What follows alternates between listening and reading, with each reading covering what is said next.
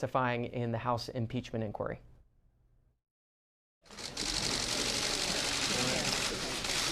Good morning. We were informed about an hour and a half ago that by the attorney for Ambassador Sondland that the State Department would refuse to allow him to testify today. This was after conversations well into yesterday afternoon and evening with the State Department legal advisor, in which there was no indication that the ambassador would be a no-show.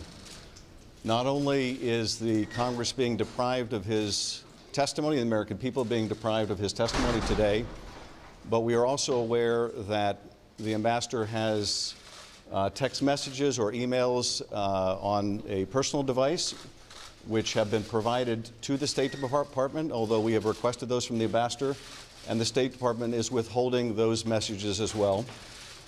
Those messages are also deeply relevant to this investigation and the impeachment inquiry.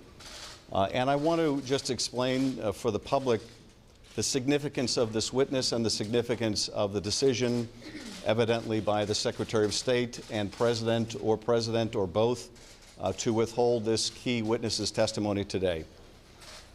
We know from the text messages that Ambassador Sondland was in discussion with Ukrainian counterparts, with fellow diplomatic personnel, and the President, as well as at least one U.S. Senator, about the course of events that we are investigating.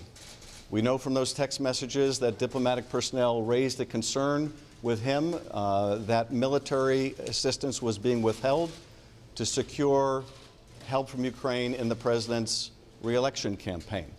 We know that Ambassador Sondland had at least one discussion with a fellow diplomat on that very subject of why military assistance was being withheld.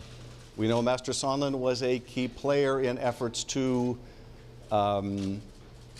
obtain a commitment from Ukraine to investigate a bogus conspiracy theory about the 2016 election, as well as Joe Biden and his son.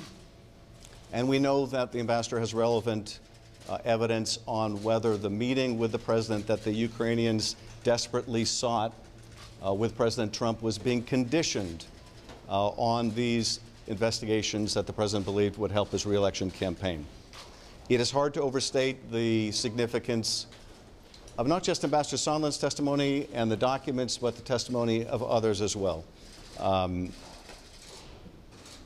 The failure to produce this witness, the failure to produce these documents, we consider yet additional strong evidence of obstruction of the constitutional functions of Congress, a co-equal branch of government. There are four issues that we are looking at least four issues that we are looking at, all that go to the heart of our national security. And by preventing us from hearing from this witness and obtaining these documents, the President and Secretary of State are taking actions that prevent us from getting the facts needed to protect the nation's security. We are looking into whether the President solicited foreign help in a U.S. presidential election again. We are looking into the issue of whether a meeting that Ukraine desperately sought with the President at the White House was being conditioned on the willingness of Ukraine to investigate this bogus conspiracy theory about 2016 and investigate the Bidens. We're looking at whether Ukraine was given reason to believe that military assistance it desperately needed to fight off the Russians was being withheld until it made commitments to do these political investigations for the President. And we are looking into the question of whether there has been an effort by the President, the Secretary of State, and others to cover up this misconduct. Ambassador Sondland is an important witness on each of these subjects, but he is not the only important witness. And we will consider this act today, and we've had members fly in from around the country to hear the ambassador's testimony, as well as the withholding of the ambassador's documents, as well as efforts that may be made to discourage or having the effect of discouraging other State Department witnesses from coming forward and testifying, as they have agreed to be further acts of obstruction of a co-equal branch of government. This is one of the few impeachment inquiries in the history of our country. It goes to the core of whether the president abused his office to seek political help in his re-election campaign, and did so to the detriment of our nation's security. Did so by effectively coercing a country that has been invaded by Russia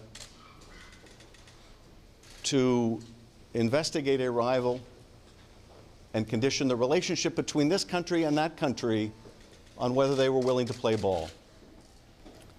That is the gravamen of the issues that we are investigating, that this impeachment inquiry is looking into. It is hard to imagine a set of facts more damaging to our national security and our standing in the world, but also more of a fundamental breach of the president's oath of office.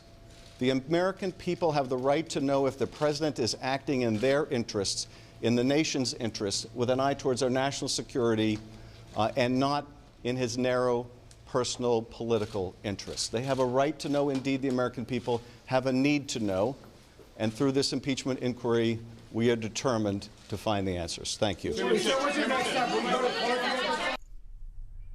Both Democrats and Republicans at the Capitol responded a short time ago. You can find their remarks in their entirety at cspan.org.